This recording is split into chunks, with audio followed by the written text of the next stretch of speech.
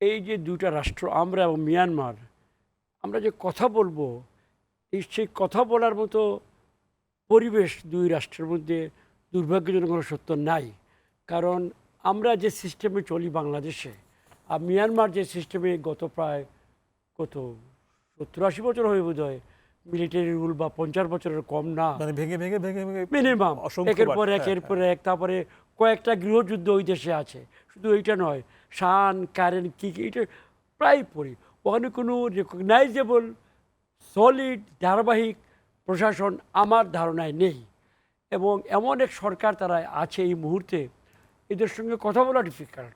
কারণ একটা বিধিবদ্ধ সরকার যদি হয়, সাংগঠনিক সরকার হয়, তার সঙ্গে আপনি টিটাটেট কথা বলতে পারেন। এদের এই যেমন এখন কোথায় আপনি রোহিঙ্গা, নতুন করে ওদের সিপাহীরা এসে আমাদের দেশে উঠছে, প্রায় পেপারে পড়ে না আমরা, 200, 250, 100 আশ্রয় নিচ্ছে এসে। বর্ডার ফোর্স টোর্স আসে, এদেরকে খাওয়াইয়া পরে রেখে আবার ফেরত দেওয়া, মানে মরার উপরে খাড়ার গা শব্দ আর কি। ওগুলো তো যেতে পারছেই না, আরও বাড়ছে। এবং তারা যে কথা বলবে ওই সরকারটা, যেটা কমিশনার সাহেব বললেন যে এগ্রিমেন্ট কি জানি চীনাদের মধ্যস্থতায় একটা পাইলট প্রকল্প হাতে নেওয়া হয়েছিল, হ্যাঁ। শুনেছি আমি। এই এগুলা আই সি কোনো উপায় দেখছি না এখানে। কারণ এই মুহূর্তে ওই সরকারটা যে এইগুলা করবে সেই অবস্থায় নয়। তারা নিশ্চয়ই তারা নিজেরাই অনিরাপত্তা ভুগছে। সরকার টিকবে কি না টিকবে আমরা জানি না। তারা বেশ কিছু জায়গা বিদ্রোহীদের কাছে হারিয়েছে এর ভিতরে, বা হারিয়েছে শুনেছি। আমার ধারণা এই মুহূর্তে পৃথিবীতে যদি কোনো রাষ্ট্র থেকে থাকে, কিছুটা মিয়ানমারকে বোঝাতে পারবে ছলে বলে কৌশলে, সেটা গণচীন।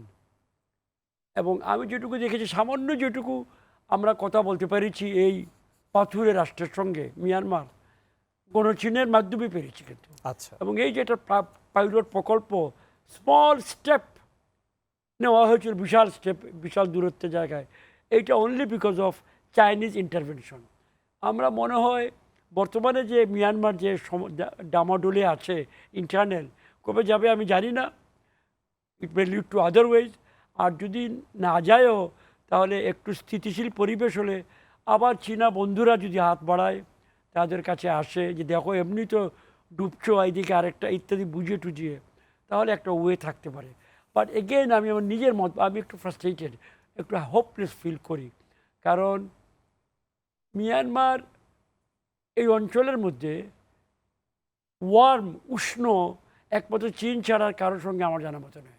সবার সঙ্গে তাদের, ইভেন থাইল্যান্ডের সঙ্গে তাদের কিছু কিছু টেনশন আছে।